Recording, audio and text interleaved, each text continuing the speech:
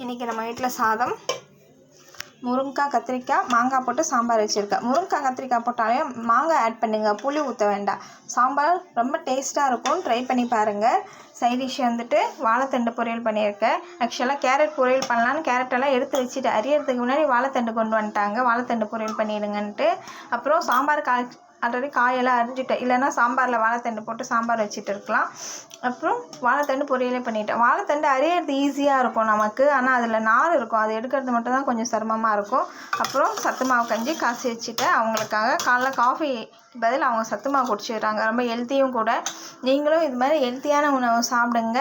வாழைத்தண்டு நார் இருக்குதுன்னு சொல்லிட்டு நிறைய பேர் அவாய்ட் பண்ணுவாங்க, ஆனால் வாழைத்தண்டில் அவ்வளோ சத்து இருக்குது. வாழைத்தண்டில் நீங்கள் எவ்வளோ உப்பு சேர்த்தாலும் அது நல்லா உறிஞ்சிக்கும்னு சொல்லுவாங்க. அதனால தான் அந்த கிட்னியில் கல் இருந்தால் இதாகும் அப்படின்னு வாழைத்தண்டு நிறைய சாப்பிட சொல்லுவாங்க.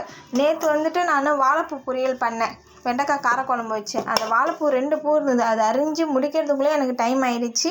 சாப்பாடு செஞ்சு கடலாம் கட்டி கொடுக்கவே எனக்கு இதாகிடுச்சு. அதனால தான் என்னால் வீடியோ போடவே முடியல.